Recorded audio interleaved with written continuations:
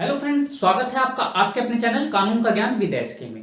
Friends, India में दो बंदे यानी कि एक लड़का और लड़की अलग अलग धर्म के होकर भी शादी कर सकते हैं बिना अपना धर्म बदले हुए। ऐसा भी प्रोविजन हमारे इंडिया में है। ऐसा एक एक्ट है जिसके बारे में आज आपको मैं बताऊंगा। और ये एक्ट उन लोगों के लिए ही नहीं है जो लोग लव मैरिज करना चाहते हैं। ये एक्ट उनके लिए भी कारगर है जो डाइवोर्स लेने के बाद में अपना जीवन साथी चुनते हैं किसी और को, या फिर कहें वो डाइवोर्सी होते हैं दोनों और उसके बाद में वो शादी करना चाहते हैं डाइवोर्स लेने के बाद में, और वो किसी अलग धर्म का भी हो बंदा तब भी वो इस एक्ट के थ्रू शादी कर सकते हैं। तो चलिए आज आपको मैं बताता हूं वो एक्ट कौन सा है और नजर डालते हैं आज के कंटेंट पर। फ्रेंड्स, आज मैं आपसे बात करूंगा स्पेशल मैरिज एक्ट 1954 के बारे में कि स्पेशल मैरिज एक्ट क्या है और कौन कौन लोग इसके थ्रू शादी कर सकते हैं।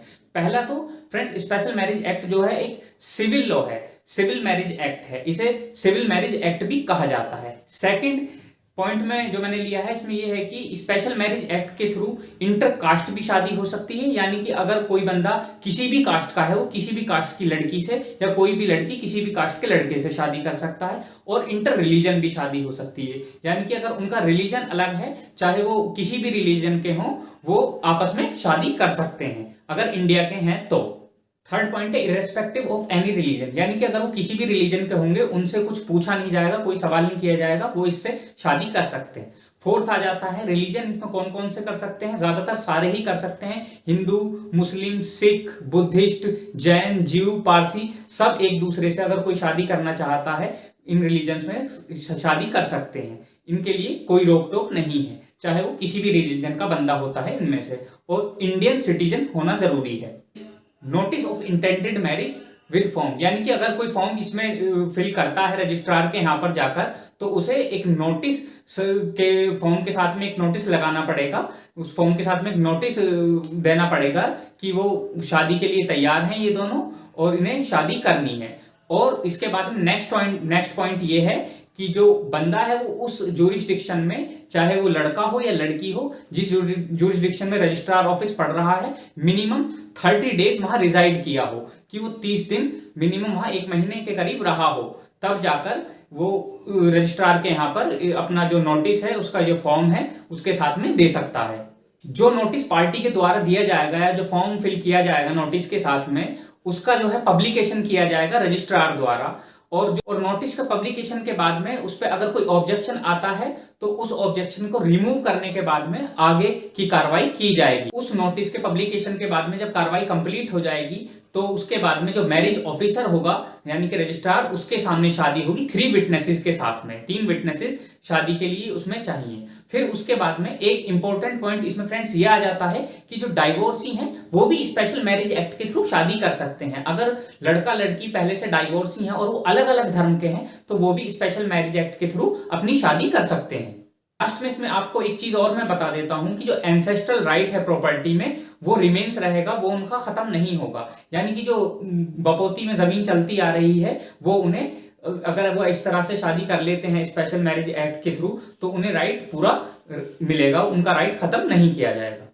फ्रेंड्स, अब आ जाते हैं क्या क्या कंडीशंस शादी के लिए स्पेशल मैरिज एक्ट के थ्रू जिन्हें शादी अपनी करवानी है, क्या क्या उसमें कंडीशंस फुलफिल होनी चाहिए। पहली कंडीशन तो है बोथ मेजर, यानी कि जो लड़का और लड़की वो मेजर होने चाहिए, बालिग होने चाहिए। लड़की की उम्र मिनिमम 18 साल होनी चाहिए और लड़के की उम्र मिनिमम 21 साल होनी चाहिए। अगर आपसे कोई कहता है कि उम्र कम है और हम आपकी शादी करवा देते हैं स्पेशल मैरिज एक्ट के थ्रू, तो आप बिल्कुल भी ऐसा मत करिएगा, क्योंकि अगर ऐसा करते हैं तो ये एक क्राइम माना जाएगा। उसके बाद में बोथ अनमैरिड, यानी कि या तो लड़का लड़की अनमैरिड हो, पहले से शादीशुदा ना हो। अगर शादीशुदा हैं या शादी हुई है पहले इनमें से किसी भी एक कपल की, तो उसमें जो है उसे डाइवोर्स जो है कंपलसरी है। या तो कोर्ट से उसमें डिग्री प्रोवाइड होनी चाहिए डाइवोर्स की, या फिर वो डाइवोर्सी हो तब भी शादी कर सकते हैं।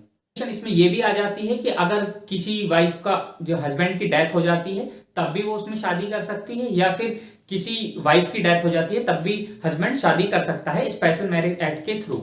और इसमें एक चीज और है कि कंसेंट दोनों की होनी चाहिए, जबरन जो विवाह है वो नहीं होना चाहिए। अगर कोई जबरन विवाह करता है तो स्पेशल मैरिज एक्ट के थ्रू रजिस्टर नहीं हो पाएगा, वो एक क्राइम कहलाया जाए। कंडीशन आ जाती है इसमें कि अनसाउंड माइंड नहीं होने चाहिए, जो दोनों की जो हालत है, दिमागी हालत, वो बिल्कुल ठीक होनी चाहिए।